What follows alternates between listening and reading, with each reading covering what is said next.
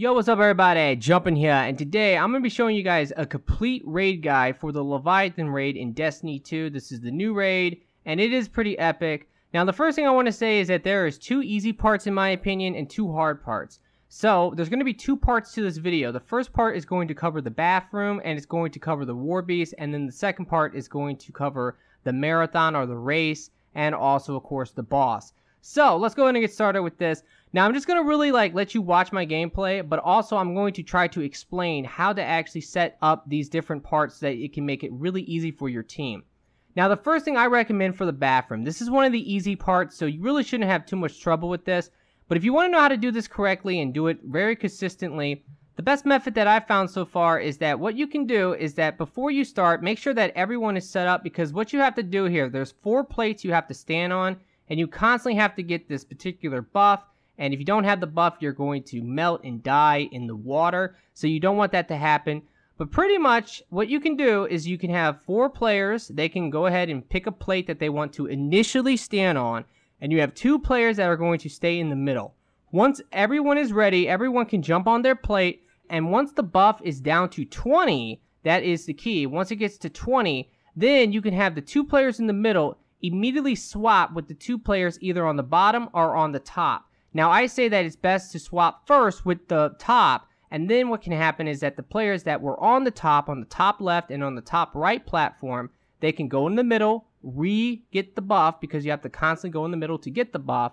Then they can immediately swap with the 2 guys on the bottom. And then at that point, all you have to do is call out. Every time your buff gets down to 20, you're going to say, I need someone at the bottom left, or the bottom right, or the top left, or the top right. And then every single time, you should have no problem with someone being able to go ahead and swap with you. Because every time you are down to 20 and someone is going to come to swap with you, you're going to immediately run to the middle to reapply the buff.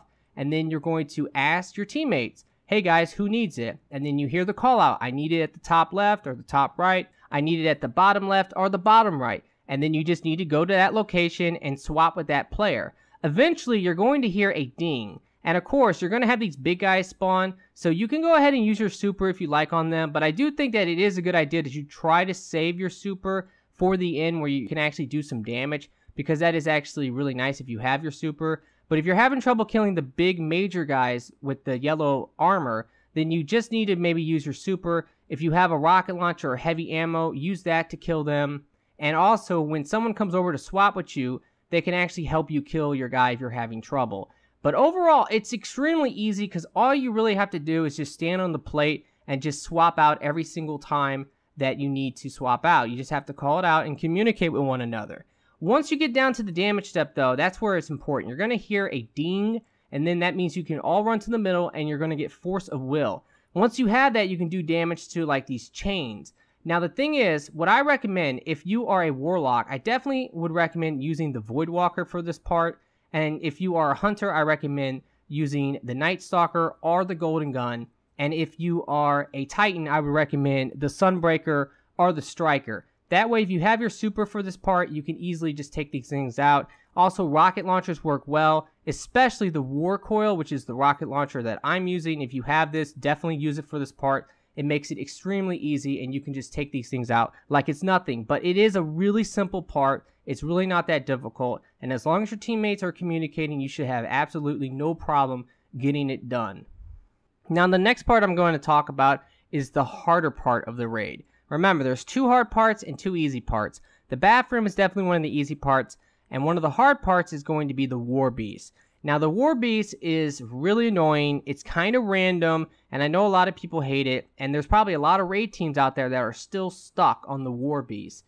But there are a couple things you could do to make this really, really easy. And before someone comments and they say, well, Jumpin', there are videos of people being able to kill all of the war beasts in 1 damage step. Yes, I know you can do that, but in my opinion, I think that's really random, and it's probably not going to be very consistent to be able to get enough damage buffs to actually be able to kill them all in 1 damage step. So until the future where everyone is really good at the raid and they can easily do that, I'm going to recommend another strategy which works extremely well.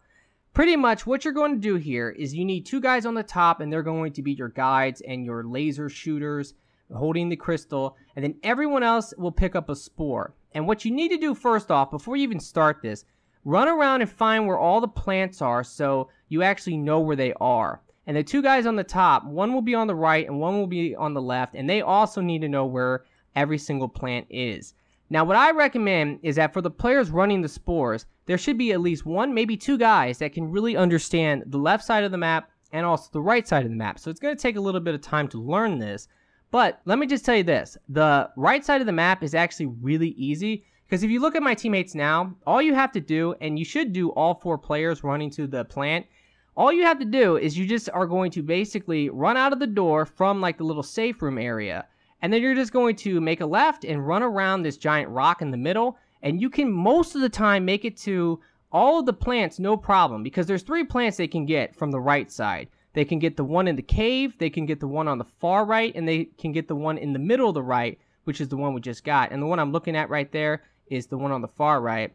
And on the left, it's a little bit more trolly though. And the reason why it's trolly is because the first dog is actually really annoying. It takes a long time. If you look at them now, they're all waiting for that first dog to move. So pretty much, like I said, the easiest way to do this is have players who are running the spores really understand where the plants are, and they know like the dogs and how they move.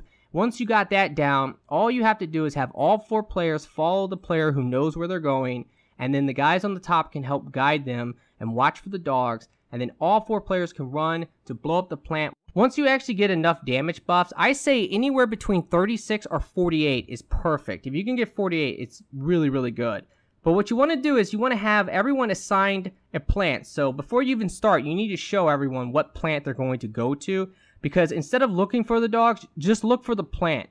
Because all the war beasts are going to run over to their own plant. And the players can just run there and wait for the war beasts to show up. And then put as much damage on the war beasts as you can. So pretty much, because there's 6 players and there's 6 plants, you can pretty much damage every single war beast to about half health or 25% of their health. If you have the Merciless, which Zerg is selling right now, it works extremely well for this part.